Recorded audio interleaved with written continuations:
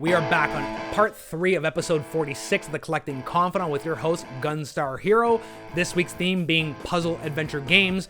The last game on our docket for today is one that is finally getting another physical release, this time on the Nintendo Switch, because previously the only way you could have this on your shelf was via the PS Vita, and that's gone and is going up highly in value.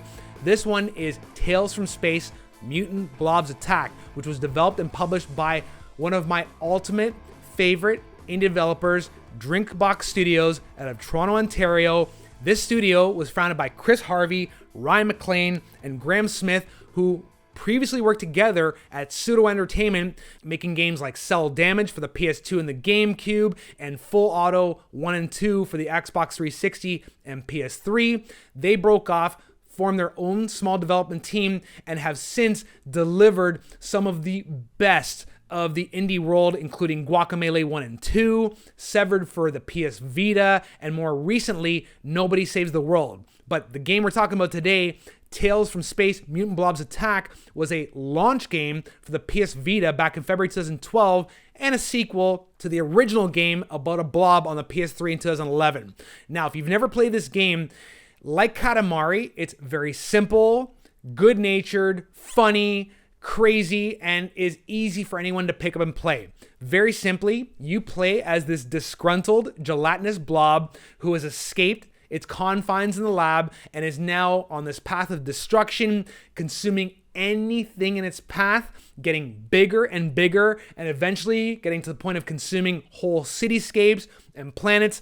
This game is an utter riot, and just has that DrinkBox charm. The wonderful hand-drawn art that they always go with, this great score that fits, and this wonderful, quirky retro aesthetic that really gives it that whole 1950s sci-fi drive-in feel. It's an utter blast and is easy to play in bite-sized morsels and has enough to keep you coming back to play it again, even though the game is fairly short. It's 6 worlds, 24 levels. It can be beaten in a few hours.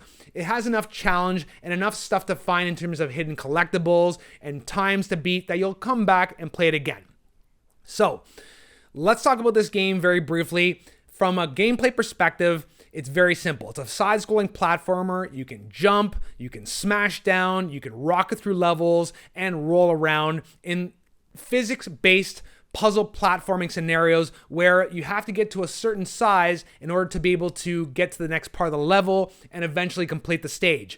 So you'll have your general platforming abilities, but then you'll also be able to add new abilities like magnetism, for example, where you can either attract or repel from platforms.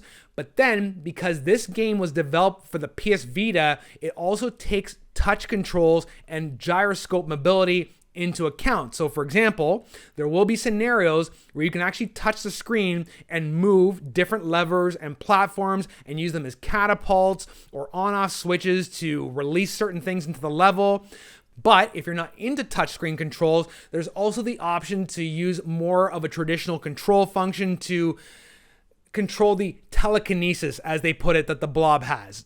On top of that, as I mentioned, there's gyroscope controls. So in between the main stages, there will be some bonus star levels you can unlock where you actually have to move your PS Vita or Nintendo Switch and control the blob like you would do in a traditional labyrinth game with a marble, avoiding potholes and getting it through to the goal, which I found a hoot.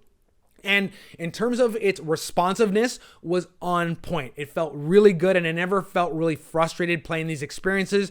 Just like any DrinkBox game, controls are always buttery and fluid, and just is a joy to play like any good game by this very talented developer. So it's a very short and sweet game that you can revisit multiple times.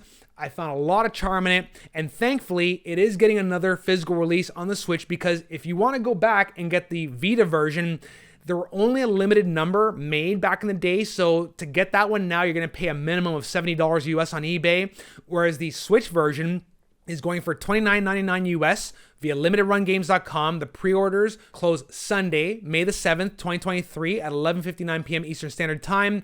And again, if you've played games like Katamari and you're looking for something kind of brainless, zen-like, and just fun to get into that'll have a few laughs, I would highly recommend adding this to your shelf. You've been watching episode 46 of the Collecting Confidant with your host, GunstarHero. Make sure you like and subscribe, and we'll see you in the next one. Later, Game Chasers, and peace.